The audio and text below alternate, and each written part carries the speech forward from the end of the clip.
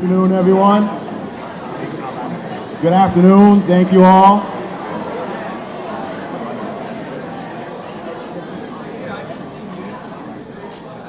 Hello, everybody. How are we feeling this afternoon? It's a good Friday, isn't it?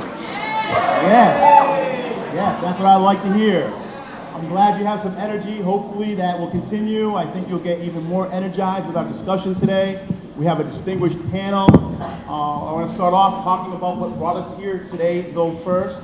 Let me shut off my music. You're going to have that smooth jazz, though, to get the mood going.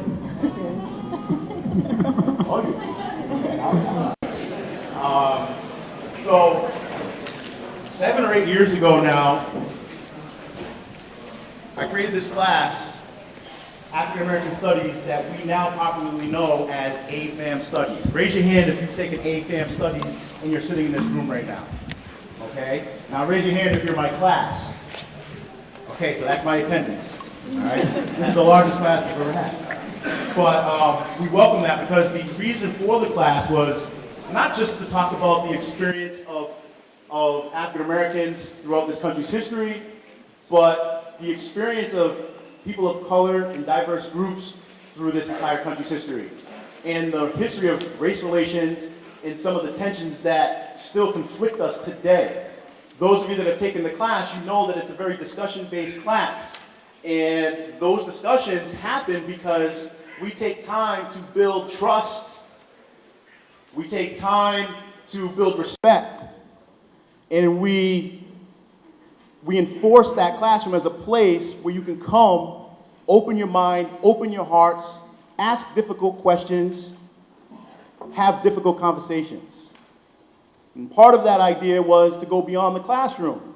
Many of you who have been in the class, you know that we have a partnership with STCC where we've seen many incredible speakers over the years. And we get different perspectives when we leave the building.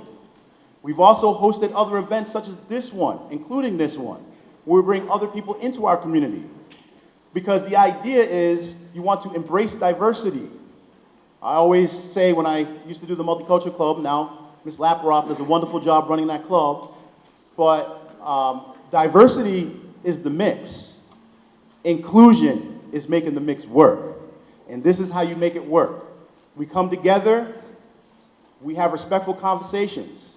Now, we don't have enough time today to set up the parameters that I do in AFAM Studies. We follow the 8 R's of conversations, but we'll stick to 3 today. Respect, reflect, resign. Respect the perspectives and differences of the people you're having the conversation with. Open your ears, open your mind, open your heart, and listen. Doesn't mean you have to agree. Doesn't mean you even have to change your mind. But let's listen. Then reflect. Reflect about your own views. Reflect about the views of others. Think about what people are saying. Re-examine those views. And then most importantly, of the 3 R's we'll use today is resign. You're going to have to resign from a place of comfort. Resign from a place of comfort. You have to be comfortable being uncomfortable. And once you can do that, you can really start tearing down the walls that divide us. And we can start coming together to have important conversations. So that's what AFAM Studies is about. We also have this moment in our class known as More Woke Mondays. Started it last year. For people last year, it was Woke Wednesday, but we switched it there. So we have More Woke Mondays. And that's a day where we go beyond the scope of the curriculum and we have discussions about things that are going on in our schools, in the world, in the community, and the parallels of the experiences that we've been talking about. So it's much more than just an AFAM Studies class. We commonly call it AFAM because by the end, what we hope is that we've built a small family. And that in that family, we can come together and have these important conversations. Well, today, we're all in that classroom together, and today I want you to know that you're in a family together. This distinguished panel is going to share their experiences. Very broad, diverse range of experiences. And we want this to be interactive. We don't want this to be a thing of talking at you, talking to you. We want to have a conversation. So we have a sizable Q&A portion of this. We know that sometimes You know, it takes a little while to build that trust and get comfortable to come over here and ask those questions. But we want to try that today. We don't want you to be afraid to ask anything. We will not, nobody should judge, nobody should laugh. Remember, respect, reflect, resign. I'd like to thank Mr. Allen for bringing Birchland Park here. Can you have a round of applause for Birchland?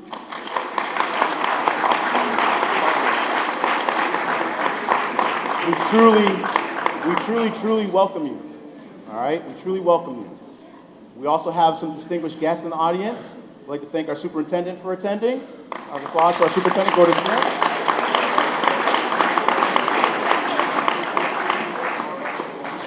I'd like to also thank Dr. Flanagan, our principal.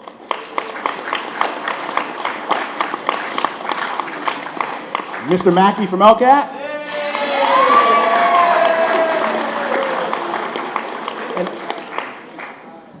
And Pip Printon for helping us organize the flyers, and not helping us, just doing it. And all of the teachers out there that were willing to sacrifice this moment to come down and bring your students down to engage in this conversation and join us. I thank you all as well. Okay.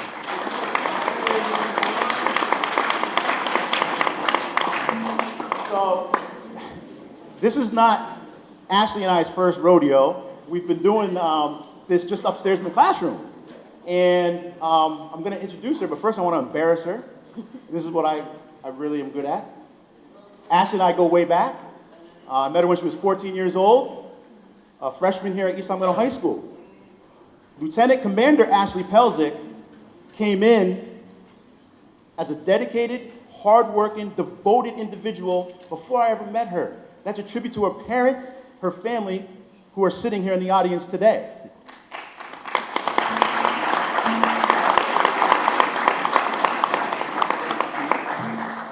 Now, Ashley was a great student. She also was a great athlete. Some of you don't know this, but I actually used to coach basketball a long time ago here. And when I did, Ashley Pelzek played for me. And Ashley Pelzek is the most decorated player in this school's history. Ashley Pelzek scored 1,421 points in her career. And in her, yes, clap it up.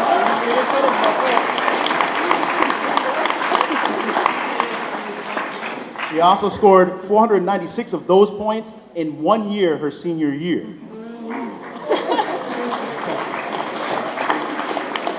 While draining over 100 threes, which has to be a record. So, Ashley was a great basketball player, but she's an even better human being. There's not one team that we played ever where the kids on the other team did not like Ashley Pelzek.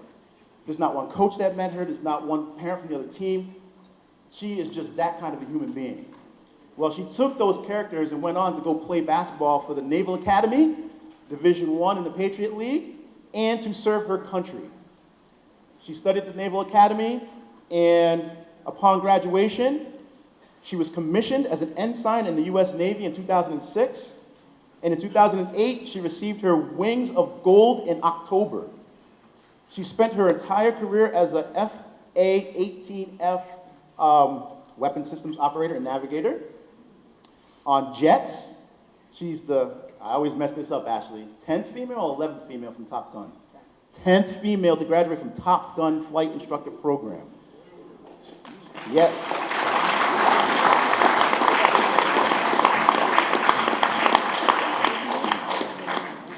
She went on to serve. She has served for 11 years. She served 2 deployments in Operations Enduring Freedom and New Dawn and Inherent Resolve. And she departed naval service this past year, 2017, to go become a candidate at the MIT Sloan School of Management. She will join McKinsey & Company as an associate consultant in Boston, which I just learned that when I read your bio. Congratulations. And it is Ashley who put this distinguished panel together. We had our conversations about coming to speak, and she was involved in a lot of leadership activity at MIT that she'll tell you about. She'll tell you about how they came together to start doing these types of panel discussions. And we decided that we'd want to do that here, not just up in the classroom, let's bring it down to the auditorium. So let's give a round of applause for our hometown girl, Ashley Pelzek.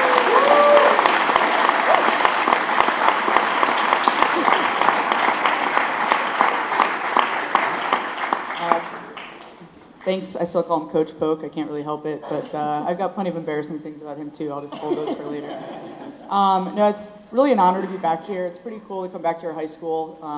It looks mostly the same. I see a lot of familiar faces in the crowd. Some are my high school classmates, which is kind of weird.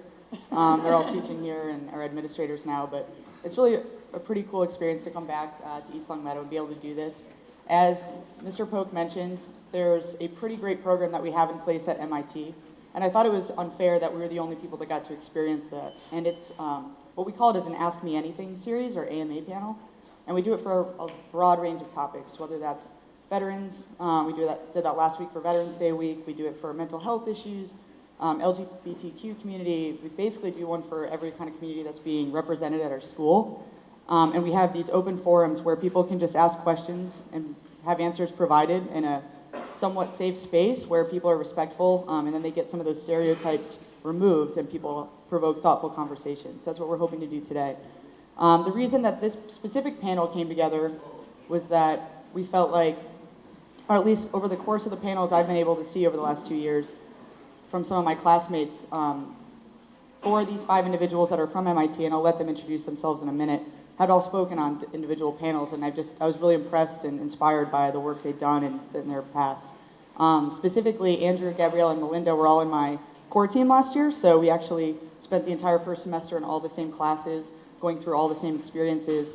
And then Aaron actually played on the basketball team at MIT with me, so that's how we met. And then finally, Ariel and I actually go way back. We played at the Springfield Family Center League when we were little kids. He's from Longmeadow Rival High School, and my brother played against him in high school as well. But again, I really just thought that these were 5 really unique individuals that have a great breadth of experience, and hopefully we can share some of that with you guys today. But without further ado, I'll let each one introduce themselves. Okay, this works. Hello, my name is Aaron Stinnett. I am obviously at MIT. I am a dual degree student. So my focus is 1 degree is basically business, and then the other degree is design and engineering. So kind of can play both sides of the field, I hope. That's the goal, at least. I'm from Houston, Texas, born and raised in a single-parent household. So it was my mother and myself that informed a lot of my work experience, as well as the things that I strive to do. My work experience ranges. I did everything from healthcare and healthcare strategy work, so basically working like all the top hospitals in the US, to working at Instagram and doing a lot of work with brands and celebrities, to basically coming to school and thinking about how design impacts the experience for people in general, as well as people from particular backgrounds. So can talk about any of those things, as well as transitioning to very cold weather from the South. So.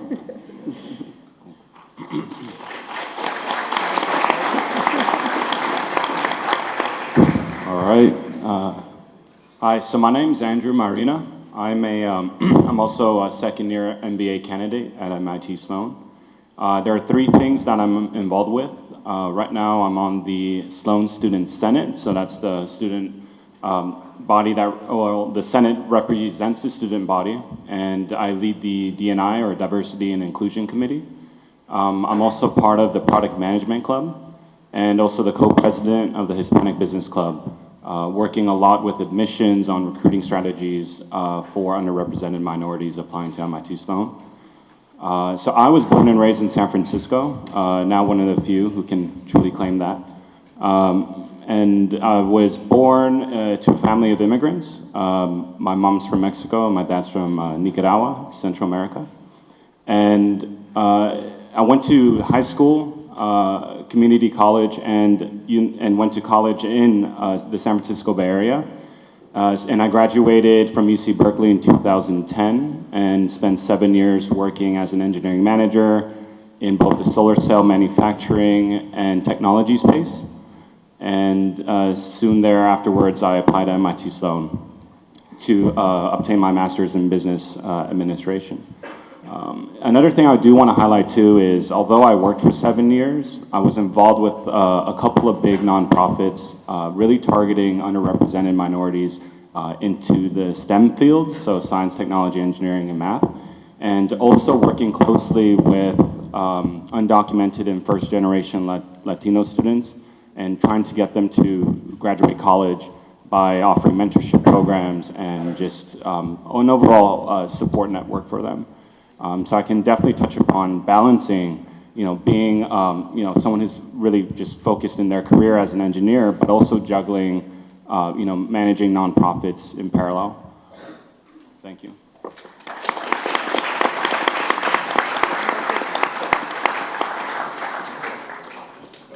mic's actually picked up pretty well. You don't have to lean into it. Okay, great. Lovely. Hi, everyone. My name's Gabriella Santiago. I am originally from San Juan, Puerto Rico, and I first moved to New England about 11 years ago to go to college, which was pretty traumatizing temperature-wise, but have now gotten used to it. I went to Harvard for a few years, took a year off, worked at the Pan American Health Organization in Washington, D.C. It was swine flu year, so it was kind of a busy year. But it was a great experience, really got me a lot of exposure. People in that organization are from like every country in the world, and was one of those experiences that were truly eye-opening. Came back to Harvard, graduated, and had a plethora of career experiences in New York, DC, and Boston. Ended up focusing in database marketing and managing teams of analysts in marketing organizations and small tech startups. And then decided to go to MIT Sloan, which has been an amazingly eye-opening experience for me. I feel like I was like working in really small companies, and Sloan has really kind of opened up like the breadth and exposure to me and to just like the whole world that is out there for business. Yeah, I think in general, I'm happy to talk about any of those things. I feel like it's been kind of a windy path for me, and the transition from Puerto Rico to New England in general was a little challenging, and still something that I'm trying to balance since all my family is still in San Juan. But I think Sloan has been an excellent place for me to just like kind of figure out those things and figure out what the next step in my career also is.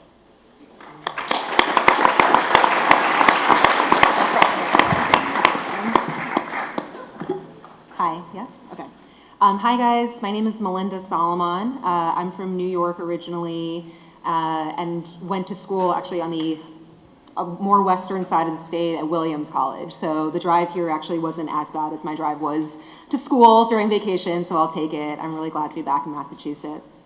I typically introduce myself by saying that I think about myself as a high school student, and I'm just first so impressed that like you have the opportunity to do a class like this. This is amazing. I wish that I had something like this when I was your age. But also I remember sitting where you are and not knowing what I wanted to do at all with my career, with the rest of my life. I think at certain times I had very clear images which changed dramatically. So if you're one of those people who doesn't quite know what they want to do, you're not alone, and you will definitely figure it out, I promise. I studied sociology in undergrad because I liked learning about people and I liked talking to people and trying to understand their worldview. I graduated and I worked for 6 years at an education technology company. So was working with colleges and universities to try to make sure that we were graduating as many students as possible and kind of getting them set up for careers. And then decided to go to business school just to shore up some of those quantitative math skills that I might have skipped out on during college. So Sloan and MIT was a great place for that. But I'm really interested in technology and again, learning how people interact with technology. I worked at Google this past summer. We'll probably be going back in the fall, and happy to talk about personal experience, kind of figuring out job opportunities, happy to talk about my experience as a Afro-Latina woman in the workplace. Or if you want to hear cool perks from Google, I'm also happy to talk about that. The food's pretty good. Thanks, guys.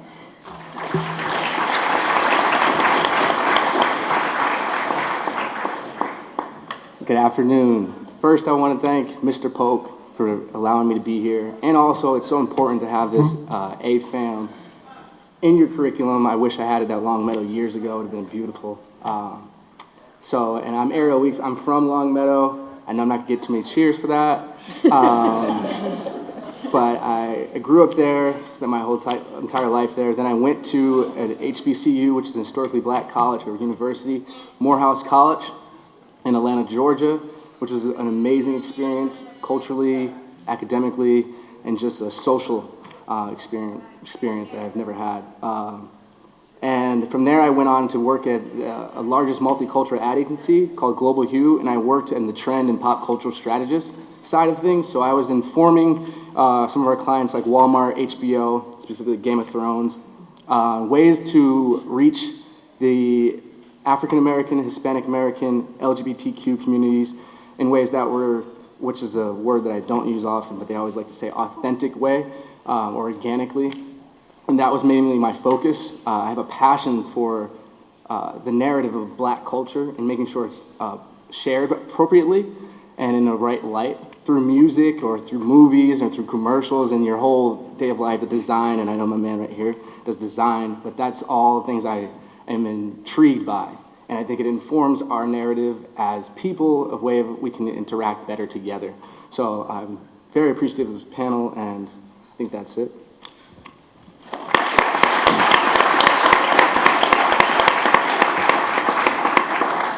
So what we're going to do right now is we're going to open things. Ashley's going to ask the first question, but I want you to be thinking about things you want to ask. And what I'm going to do is I'm going to take the wireless mic around and I'll bring it out there so that you can ask your question. You can direct it to the entire panel or a specific individual. We have the name tags on the table, and then you and Aaron should be able to, that mic will work for both of you. Okay? So Ashley, begin with the first question. All right, just to get things started, I know we've all kind of talked about our diverse backgrounds and perspectives, so I just wanted to get a feel from a few of you guys of a time where, in your past experience in the workforce, where you saw examples of diversity and leadership that were either beneficial or times where maybe there was a gap that, where it could have been beneficial if there had been something in place. Does everyone want to jump on that one, or? Well, I'll start. You got it, Whatever. Ariel. So the question. Currently, I work in a place that's very non-diverse at all. It's mainly white male. I work in the insurance business at the time. My goal, I moved into the insurance business, I should have said before. I left the advertising world and moved into insurance with the goal of insuring films and entertainers at one point. But this Hartford is the capital of insurance, so I moved here. But currently, it's been a little bit difficult working in the place I work in. One, I'm pretty eclectic, and I'm obviously black. And my work field is mainly white male. I'm also very much a feminist, so that's a little disturbing in the sense of leadership for women in my workplace, which often gets passed over, whether you're white, black, Hispanic, whatever. So it has been difficult, and I've been learning ways of how to approach conversations with my bosses and whatnot. And I also noticed how they approach conversations with me differently than they approach from my colleagues or peers. I don't know if that, it's been a difficult and more of a trying experience for me right now, but, and that's why these classes and the AFAM is so important in the sense of we can build a better working relationship if we knew more about each other and our nuances. Especially, I mean, I've suffered from a toxic masculinity. I know this just from growing up. So the guys I work with, we have banter that we talk about that will often be something you shouldn't be speaking of. And I have to be more mindful in watching that. So even in my daily interactions, I am more concentrating on how I speak about fellow colleagues, whatever race, ethnicity, sexual identities, and all of that in each moment. So it's like, it's a sacrifice for me to do so, but I'm willing to do it. And that right now is, in my workplace, is something I have to be more focused on because I'm around just men, for the most part. Why not?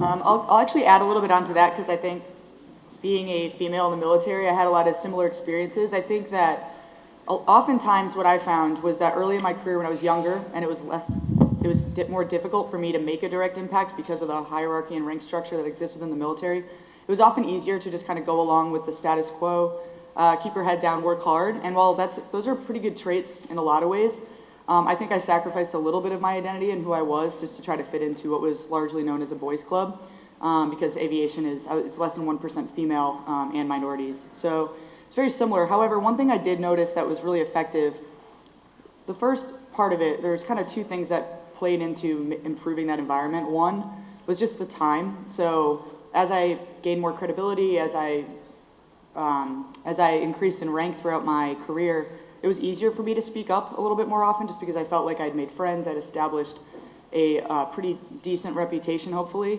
But the second part of that was actually just speaking up. I found that a lot of people are receptive to feedback, and most people in those situations, like the locker room talk we hear a lot about, that exists in ready rooms as well, which ready rooms is what we call the area where our office is before we go fly.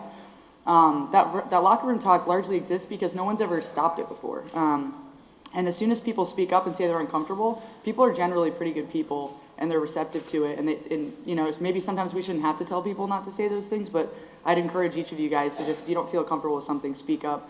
Worst case, you know, maybe, I know it's tough in high school, it's probably the toughest time in your life for that kind of stuff for you guys, but it'll get easier as you get older if you feel comfortable now. So I guess my only advice there is just, you know, be the one that stands up to it, kind of in line with what Ariel said.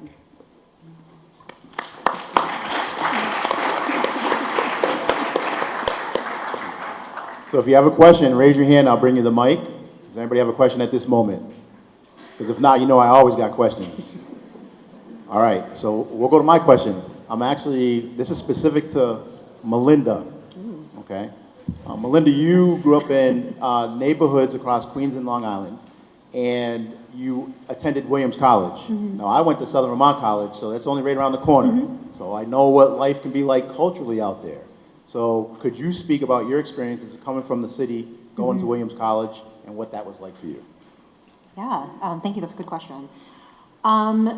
Yeah, I think a couple of anecdotes stick out, but I'll focus on the important ones. I think moving from a neighborhood in Queens called Jackson Heights, which is very multicultural and known for being so, and moving to a less diverse suburb in New York, in Long Island, was a bit tricky at the time. I think a lot of it is maybe some of the discomfort of being aware of your surroundings, being aware of, you know, the challenges and some of the opportunities of being in a diverse place. I think that was really the first time where I thought about race in a conscious way. I never really had to think about it when I was younger, by virtue of being a child, and then also being in a place where people looked very differently from one another, came from very different places. And you know, quite frankly, I think it was challenging. I think my classmates didn't quite know how to interact with people who look different from them in a respectful way, and I didn't quite know how to articulate my own discomfort with it. So I think to Ashley's point earlier, it's helpful, especially you guys are older than I was when I moved neighborhoods, but to really think about like why things make you feel uncomfortable and why things might make other people feel uncomfortable, and try to articulate that to yourself. I think that kind of reflection that was mentioned earlier is so important, but it's also really hard to do.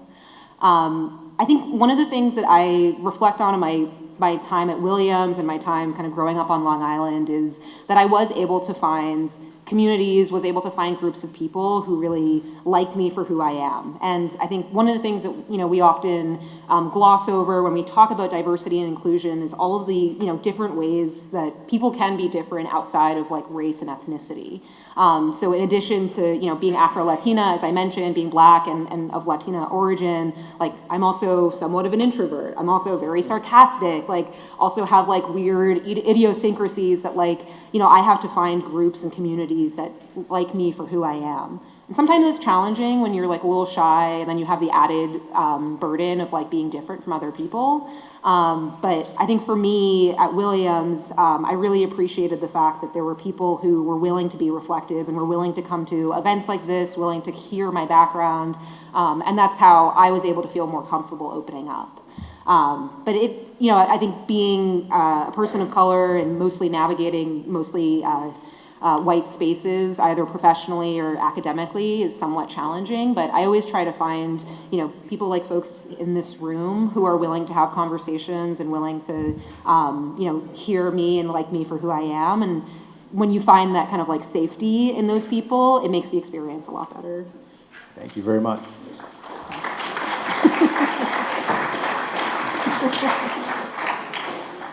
Raise your hand if the cameras play a role in you being afraid to ask a question.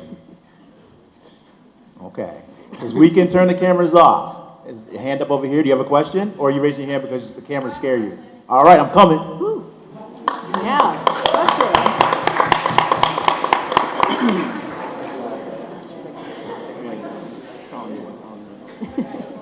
Okay, hi, I'm Kayla. I'm a senior. So this last year, there's been a significant gap between administration and students when it comes to the topic of cultural diversity and ways of implementing different things into the school. So what's a way to try and bridge that gap?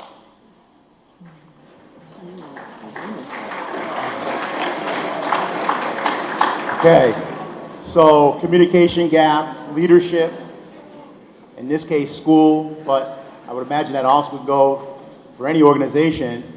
Does anybody have any thoughts they'd like to share on that? Sure. Great question, and it's often one that I've always had to answer throughout my career, whether it's before going back to graduate school, so in my professional workspace, or even now at Sloan. And I realized the common denominator, even at Sloan, which is so us, is you know, if things aren't happening, I mean, obviously, I encourage having open dialogue and communication with your administration, but you know, taking the initiative upon yourself to make things happen. I feel like at Sloan, in particular, we're such a student-driven organization, and we've done things that, for me, were extremely surprising, and it stemmed from the student level and funneled into the administration. So I'll give you an example to make this more concrete. So. As you know, Me Too has been a big movement to address, you know, sexual harassment in the workplace. And last year, there were a few, like two MIT Sloan students who took the initiative to design workshops and pull in professors, and you know, through a simple request, to facilitate a week-long sexual harassment workshops that was open to the student body. And it was incredible because I remember there were about 100 to 150 students present at every workshop, and the professors even came in. And that was like all from the student level. And I felt that triggered a conversation that now we're also thinking now, how do we do that again this year? But because we did it once, the administration kind of opened their eyes up to the possibility, and now it's becoming more institutionalized, meaning it's something that now is going to be kind of done on a yearly basis. So, you know, again, I encourage having and trying to promote the open communication between leadership and the students, but, you know, you also have the power to make change and drive that change as well. So that's just my advice.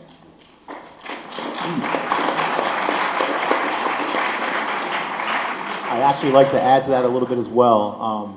So true about the agency of voice and empowerment. And many places around the country, whether you're talking about schools or organizations, but even schools and universities especially, there have been a lot of challenges in these gaps in communications. And we can't deny that. And it's not always easy. And, you know, students here, and, you know, I was speaking with students at Birchland before we began, if you are a student who is marginalized, a lot of people sometimes don't understand fully why that impacts somebody so much. I'm always talking about, you know, intent versus impact. And, you know, whether it's microaggressions or it's institutional, these are all things that are very real and sometimes more real in other people's lives than some others based on privilege. And what I'd like Caleb to know is a lot of students used that voice last year. And change doesn't always come as fast as we want, but adding on to what was just said, you can't let up. You have to be persistent. You have to keep demanding that audience. You have to keep demanding those conversations. What I will say is, based on those experiences, there's the leadership in town is organizing a district-wide diversity committee, and that might not have happened if students didn't speak up. And that doesn't mean you stop either. You got to continue to hold leadership accountable for those things and make sure that it happens and maintain involvement in those things. So don't think that what you did didn't work. There's always more that can be done. But that's definitely a big part of using that voice and not letting up. So that's a great question. And leadership is hearing you, and hopefully you'll continue to keep them moving in the direction that you think we should be moving in. So, good for you. Do we have another question out there? I used to be athletic. I can run. You can state your name too, please. Yeah. Hi, my name is Dan Nguyen. It's a pleasure to meet you guys. So this is just a question regarding all of you. As Sloan students at MIT, what are your thoughts on the current diversity in the field of business, and if you think it can be improved, how?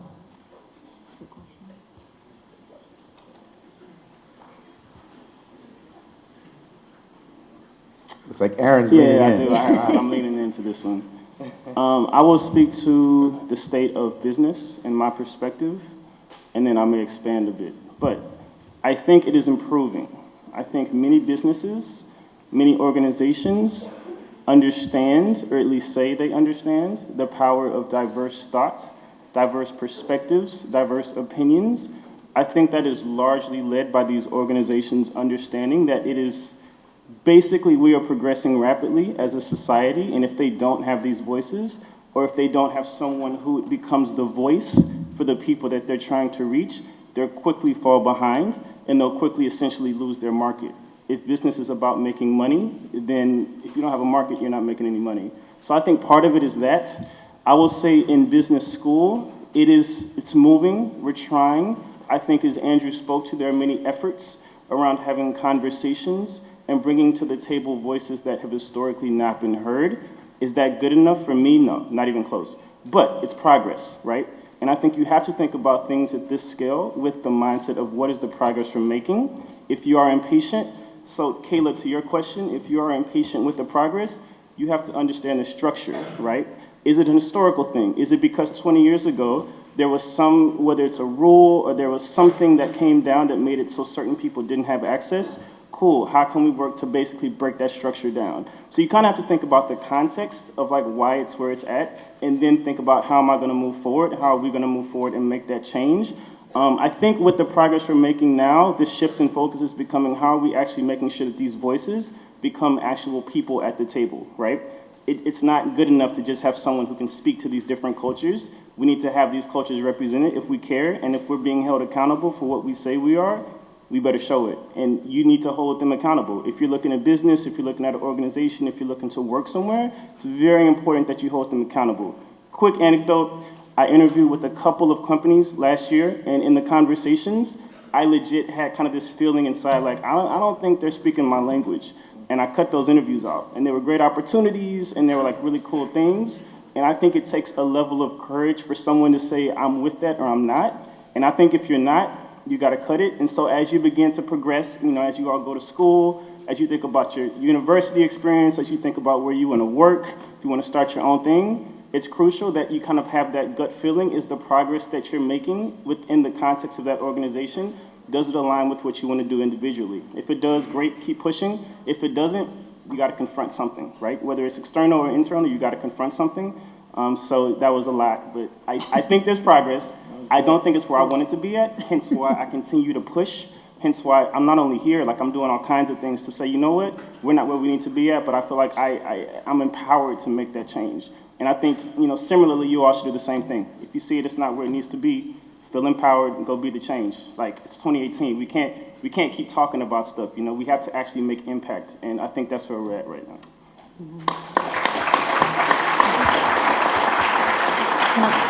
Can I just add to that?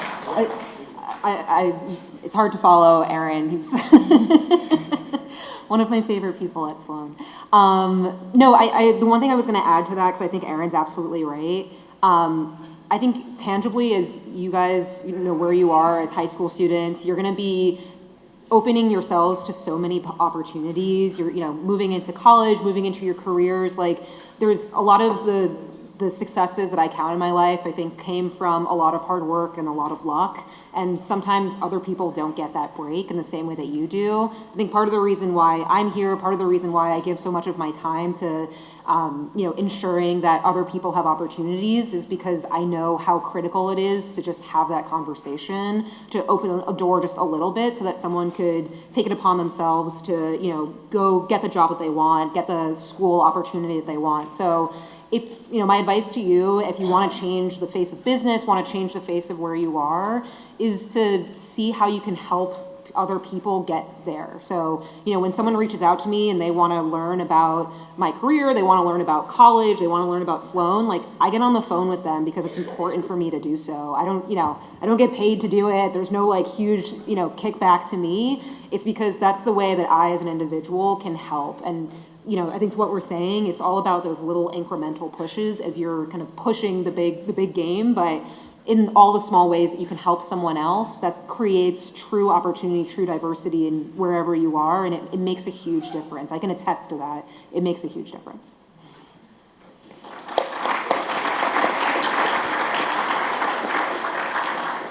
Anybody out there? Question? All right.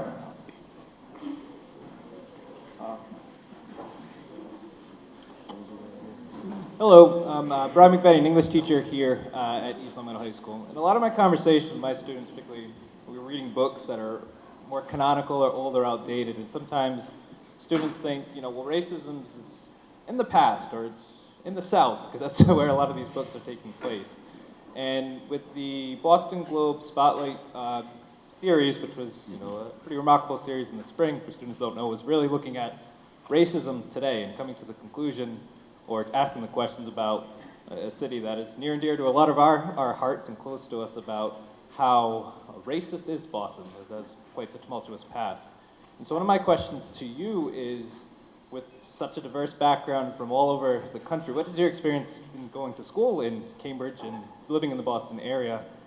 How true has this Spotlight series been, and what is your perception of living in New England and living in Boston been like on a daily basis? You can start that. Yeah, it's a really good question, and I personally, after having been in New England for 11 years, was a little taken aback, but at the same time, and we actually had an event at Sloan where the editor came to speak, and it was one of the best events I think I've ever been to. A very honest conversation about why is this happening, why all the different factors that go into it, and I cannot even give it justice. It was truly amazing. I think one of the things that is interesting is the difference between being in school and being in Boston as a working professional. I find school, both in my experience at Harvard and MIT, to be a pretty safe place. You find people and you find opportunities in community, and I know that might not be the same for every person, but it definitely felt a much more kind of inclusive, I can be who I am sort of environment.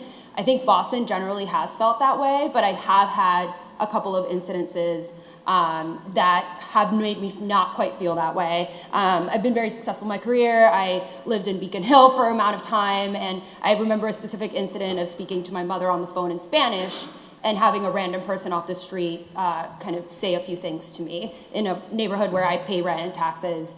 So I think that's not daily life at all, but those incidents do happen, and I think the best thing that we can do as individuals is not necessarily be afraid of that confrontation, but actually have, I stopped the phone and I had a conversation, and kind of switched to English, have a conversation, and I think that kind of calmed the situation, and I think that's the best I can do in those. And I think us generally, as people living in the Boston area, some of these things are a little bit more subdued than we would expect. And they're not necessarily the things that we read in books, right? They're a little bit more unconscious, and they're under a layer, and they require a lot of self-awareness. And I think something that, at least at school, some of these events and with people around me, I've tried to develop a lot of empathy and a lot of self-awareness, to understand that sometimes people react to things coming from a different perspective. Maybe it's because they've never encountered it before, or they feel threatened in some way, or I don't know. So having that empathy to understand, finding some level of common ground to start a conversation.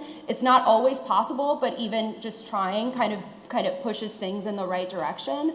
And I think a lot of that, we've had conversations before about how coming from a diverse background and working in diverse places does create that empathy. And that's one thing that I invite everyone to have. Think about, like, we're all so different. The reason why somebody does something or say something is not entirely clear to us ever. So kind of having that empathy to trying to understand and open in conversation can really kind of push things in the right direction. It was kind of long-winded. I'm not quite sure if it fully answered your question, but I hope it did a little bit. No, I'm glad you asked. I'm glad you answered it. Thank you for that answer and that response as well. Yes.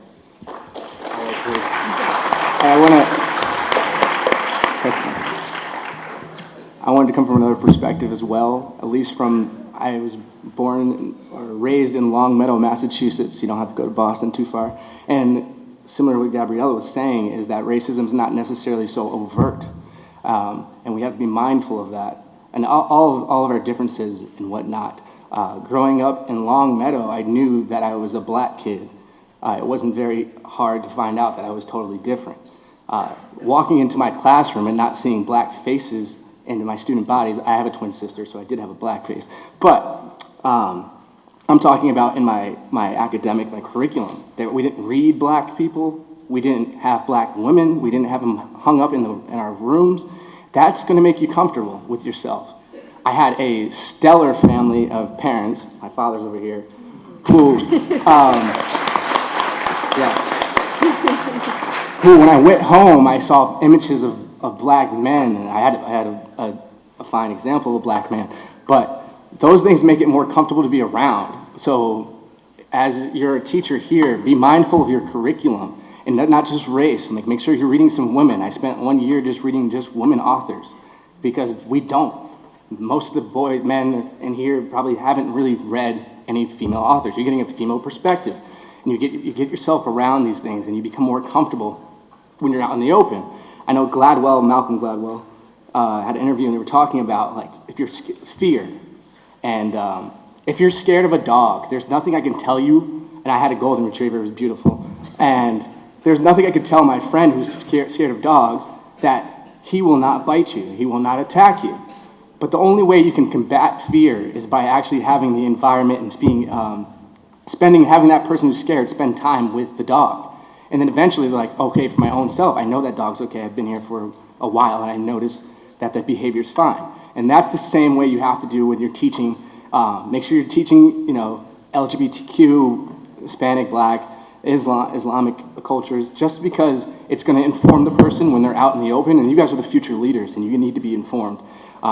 So that, like in Long Meadow, the same thing happened to me. I was always, how do you feel going to an all-black college? I'm like, I finally feel fine, necessarily. I mean, growing up, I was a little bit taken back by my classroom. So that's another thing we could do as teachers or educators or just people in general. Thank you for that, Ariel. If I can just, yes.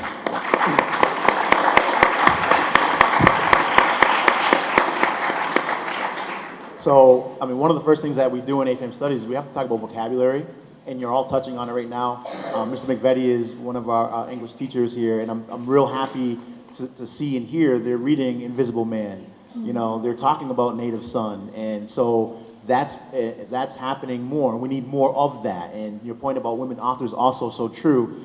I pretty much structure the class around these 4 tent poles: love, education, enlightenment, enrichment, to your point, right? So in having the conversation, you have to understand the vocabulary. The first thing is, when we're talking about race, let's just say that's the example, but first and foremost, institutional power plus individual prejudice equals racism. Not everybody subscribes to that definition. So right off the bat, we might not even be having the same conversation. And so many times people use the term, you're being racist, as an adjective, as a descriptor, and not as a noun. And now we're talking about institutions and places and systems. And we have to focus on changing those systems. When I talk about those 4 tent poles, in terms of coming together, in my mind, and I know it's my belief and it's what I try to share, love is the only thing that's going to conquer hate. Education is the only thing that's going to remove ignorance. And when I say ignorance, I don't mean the derisive version of ignorant like you're stupid. I mean lack of knowledge. Enlightenment is the only thing that's going to raise awareness. And enrichment nourishes the soul.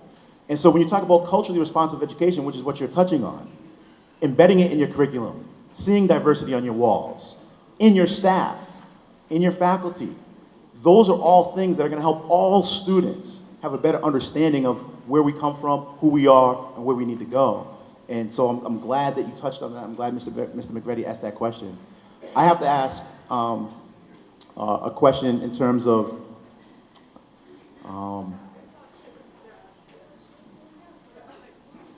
Andrew,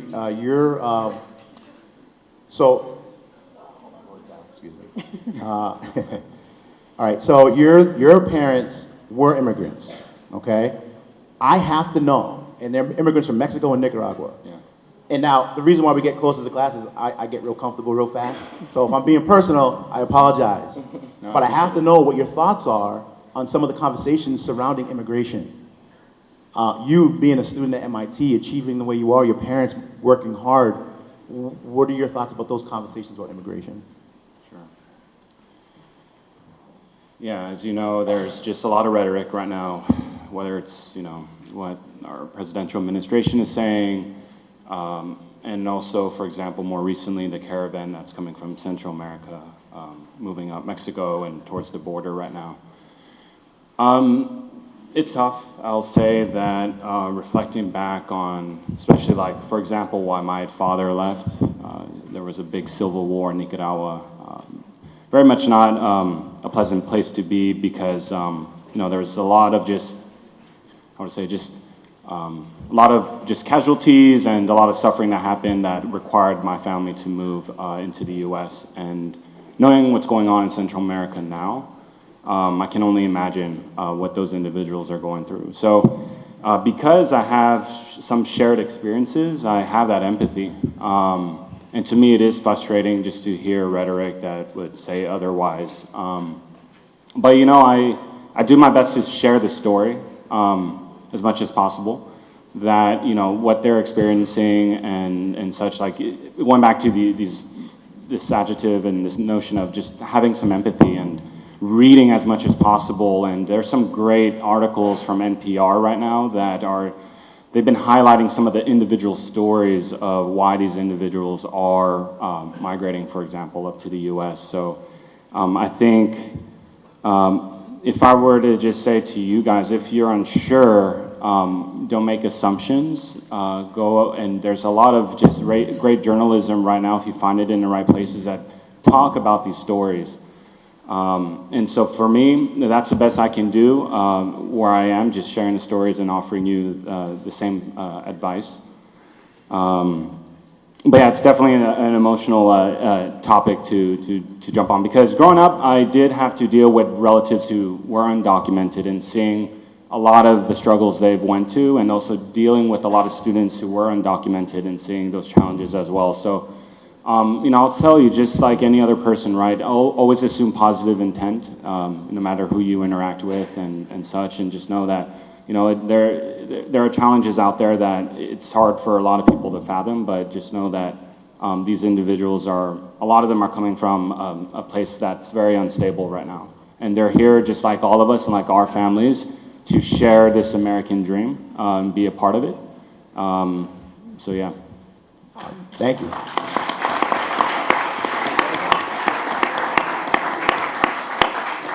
My class this semester, some of us sitting right in front of you, we actually had the opportunity to go meet Jose Antonio Vargas. Anybody familiar with Jose? And he shared his story and brought up many of the things that you brought up. And one of the things he talked about was that a lot of people don't know about some of these statistics. My students will know, but I just want to share a couple.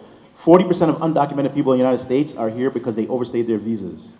If you follow the stories that you hear all the time, that's not exactly the first thing you're going to think about. He also brought up the point of thinking about where they're coming from and why, and you just touched on that, Civil War, Nicaragua.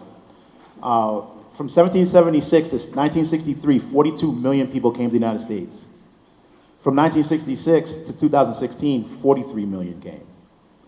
Why are so many people around the world moving? And so, important to focus on the experiences that are forcing people to leave where they are as well, is an important part of the conversation. I thought was important. Does anybody have a question? Whoa, there we go. All right. Well, Aaron, I got a backseat question about sneakers. Because we have a lot of appreciation for sneaker game out here, so, and I know Ariel can jump on that too. All right, we'll start right here. Hi, I'm Julian Green, and my question is, what's your guys' advice on teens like me receiving racist criticism on a day-to-day basis? Thank you so much. Clap it up for our 8th graders. Thank you.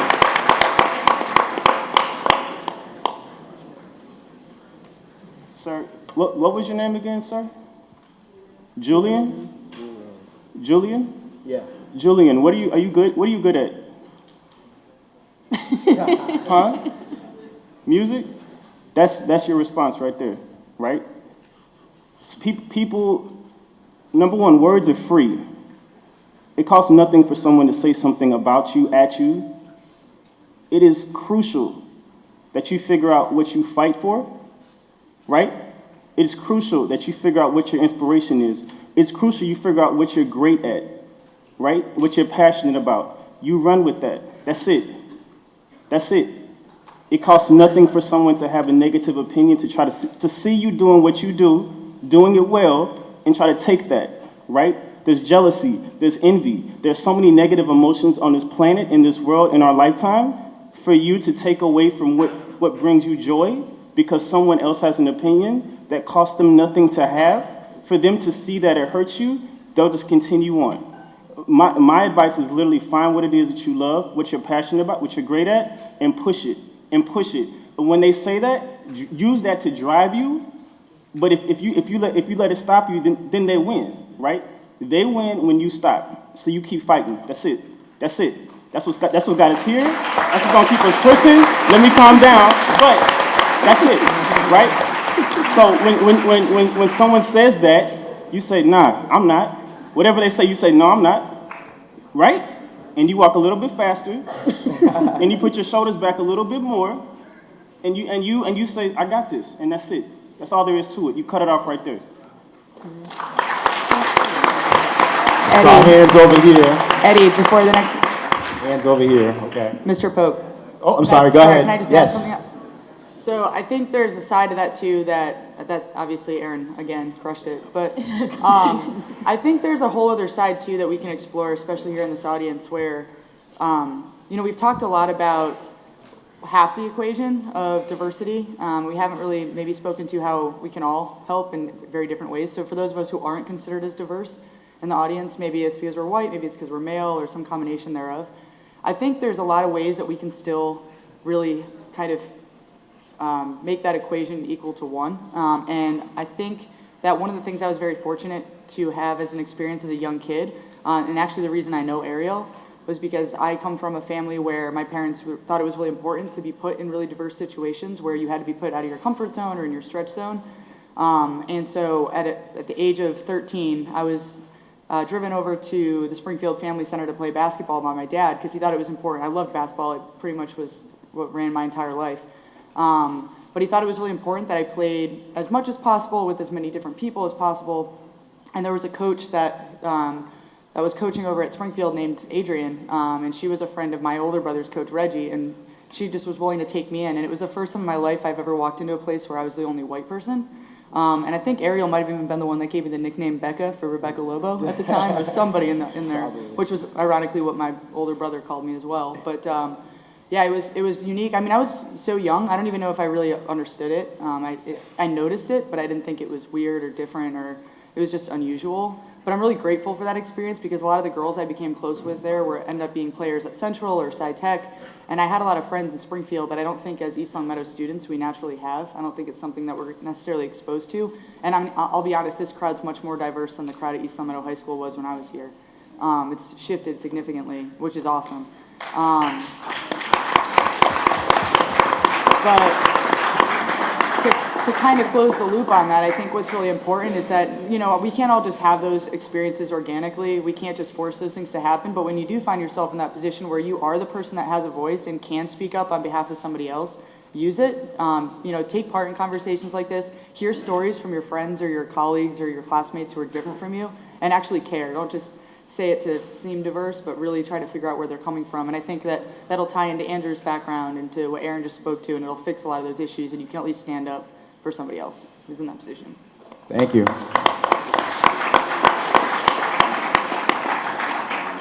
Bob, is Bob and Claudia still here? I tell that story to everybody, by the way, about the family center. Hi, my name is Reina, and my question is for the girls on the panel. In a male-dominated field, is there any way being a woman has held you back or kept you from reaching your goals? And if so, how did you overcome that? So she said her name was Reina. Yeah, I'll take that first, and I think all three of us probably up here have some experience in that. I'd say it's largely similar to the advice Aaron just gave about some of the systemic racism issues or things like that. I think just being the best you can possibly be will break down a lot of those barriers. I guess I was lucky in a way. A lot of my background has to do with timing and luck, in my opinion, but I also had two brothers. I was a middle child, so I was used to being around boys and now men a lot, and kind of, I don't know, I was just raised in that environment, so it was easy for me to work with men. And I also was an athlete, so I had a lot of friends that were boys when I was growing up. So I wasn't afraid. I think my competitive nature helped a lot, but even if you're not competitive, I think if you just find something that you're really good at, whether that's work, whether that's the activity that you're in where you're in that male-dominated environment, if you become the best at something, no one can argue against it anymore. And when I was at the Naval Academy, it was still only 10% female then, it's about 25% now. But there were plenty of guys in my grade that straight up didn't think women should be there. And not just people in my grade, but there were officers who were actually in charge of us who didn't think women deserved to be in the military. And that was 2002, to age myself a little bit. But it's much different now. I would say it's gotten it's far better. And the other side of that too, I think that, you know, if you start off working as hard as you can and you are good early on, then you become kind of the role model or the goal, and it's imperative that you maintain, you know, maybe it's unfair that more is expected from you, but it's true, and it's imperative that you maintain that high level of professionalism and carry that with you, because you are going to be the person that people look to as the example, and if you falter, then you're the one that kind of ruins it, for lack of a better way to put it, for everyone else. So it's a lot of pressure and a lot of stress, but that's how it is now. And then I'll just put on the other side to everyone else, again, same advice I said for the previous thing, just be there to help prop those people up who are in those minority situations, because that's all it takes is maybe one other person that believes in them. Because I was very lucky. I had females I worked with that were great, that just didn't have the support system I did, and we were the same timing, I'd say same talent level in two different squadrons, and my friend failed. She was just flailing because she didn't have any support, and it had nothing to do with who she was. So again, a little bit of that's just luck. Yeah, to add to that, so I think I've never had a female boss up until my internship this last summer.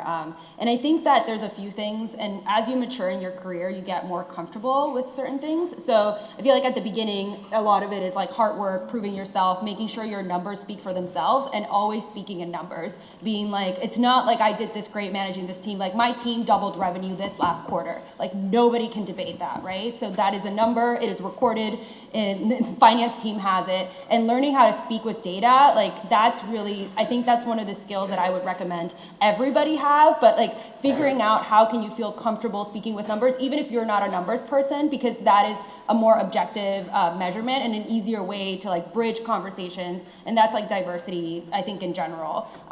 So that's one thing. The other thing is, and this is easier said than done, and I think it's taken me a few experiences to get to this place, but kind of, you know, being a little tougher in terms of where you stand and being comfortable externalizing that. So if you hear something, this is a very silly example, I think, but I remember that I had this one coworker that called all the women in the office like kiddo and none of the males. So even though they're all the same age, well, you know, I'm not gonna, don't do that, please, right? Like we're all equally competent and do an equally good job. And getting comfortable saying that, even in a silly example like that, takes a little bit of experience. I can imagine that on your first day on the job, you're not necessarily going to be that person that speaks up, but somebody has to be. So as you guys gather experiences and move above in your careers, try to practice having that voice and try to get more comfortable saying those things, because that's how we can all kind of lift each other up. And I think like now I'm at the point in my career where like I won't, there's certain things I won't stand for, and I will voice them very calmly. You know, I have data to back me up,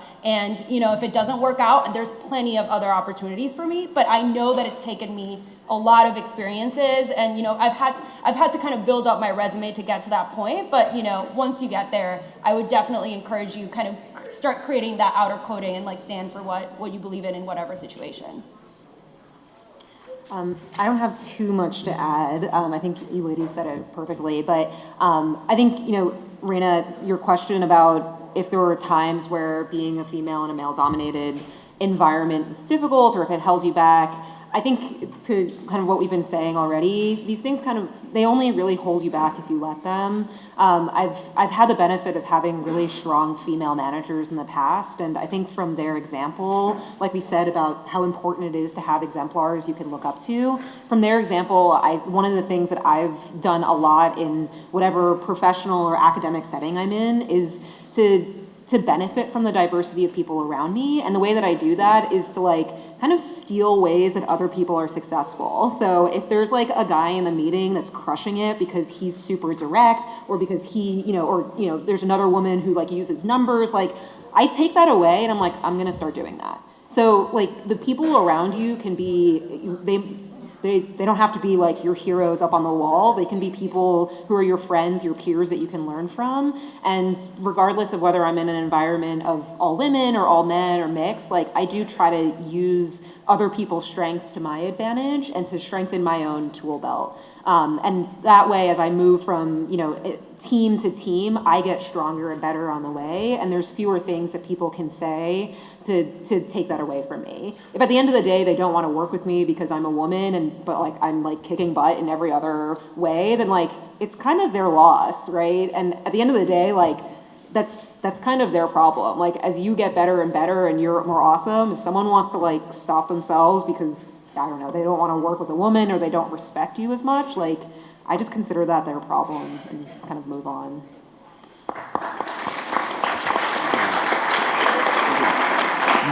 We have a question back here from Mr. Myers.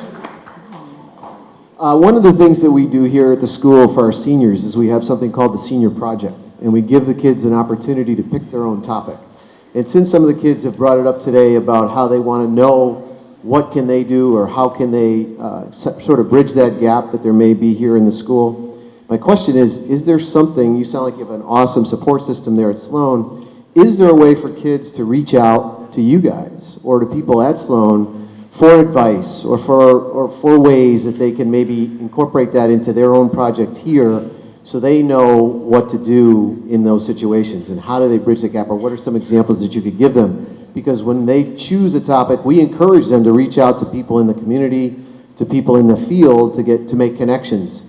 And I was just wondering if there was something there or protocol there where they could do that with you guys. Yeah, just to quickly, one very tangible thing that we did, we started something called Student Talks. I think it was called Student Talks. Anyway, so informally, students would form small groups of 10 to 15 students, and we'd meet either at each other's houses. Real talk, thank you. Real talk. So we'd either meet at each other's houses, which maybe is possible, maybe not. We'd go to coffee shops, whatever, and we would basically have student-focused conversation around topics that are incredibly similar to what we're talking about right now. The point was, number one, we wanted a space where people had kind of this like relationship with each other of the same context, right? So we're all students, we're all younger people struggling with whatever it is. We wanted to have a platform for that. And we also honestly wanted to remove kind of the formal structure of having administration. So I won't get into that part, right? You've kind of figured out if that makes sense or not. But that was something that we did. It worked incredibly well. It bonded us. And I think, as Andrew mentioned, a lot of what we did as students grew, and administration saw this and said, that's powerful. We need to tap into that energy for what we want to do at a school-wide level. And all of a sudden, this went from a student-run kind of thing to now literally every level of our school is basically thinking about ways to do it, from the dean down to the first-year students. We're all looking at ways that we can have this platform extended and everyone can take part in it. So my personal opinion is I don't think it's too outrageous to start with 3 to 4 people, have a conversation, understand the structure in place, and say, how can we just start talking about this, right? Build the energy, build the flow. I think, most of us are pretty open to like having conversations. If you have questions, like I'll give you my email, like straight up, if you want that. So we can do it that way, or if you want to, get more kind of tangible, kind of action items, we can do that as well. The one thing I'll add as well is that I think to the question about reaching out, whether it's to any of us on the panel or to other people in the community to get more information for whatever project you decide to pursue, I think one of the things that I kind of kick myself over now, looking back at myself in high school and college, is that I didn't do enough to like reach out and ask people to help me or to talk to me. And I think now, as a person in their later 20s, I'm always very happy to talk to people. Like again, I don't get paid to do it. I just like doing it. And I realized that like as a young person who was interested in a lot of different things, it would have been great to like get on the phone and talk to someone who could like tell me what a career looked like, or tell me what their experience was like elsewhere. So like you guys have the power of the internet in your pockets, like use it. Like find people that you're interested in talking to and like send them an email. I promise you it will be a lot easier than you expect it to be, and you might even get responses back from people who are willing to like get on the phone for 30 minutes, and that's incredibly powerful. So for your projects, or if you're just curious about something, like I do encourage you to be a little brave and reach out to someone, and you'll probably surprise yourself with how much response you get back.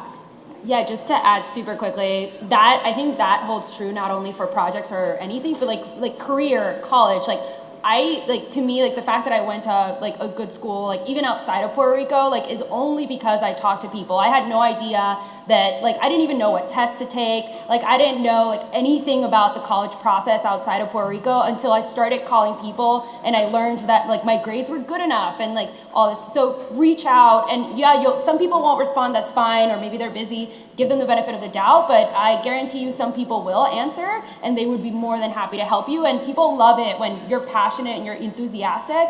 So just show that, demonstrate that, show like, hey, I'm a person that cares about my future, and I would love to learn from you. I think people are very responsive to that, and you'd be surprised the opportunities that open up when you do that. Thank you so much, yes. Let's have actually a big round of applause for our panel. This is definitely a very lit panel. Before we leave, I know some of you left your bags in the classrooms. We just want to present tokens of appreciation, gifts that we have for you. So if you come on up, students, with the gifts, thank you so much.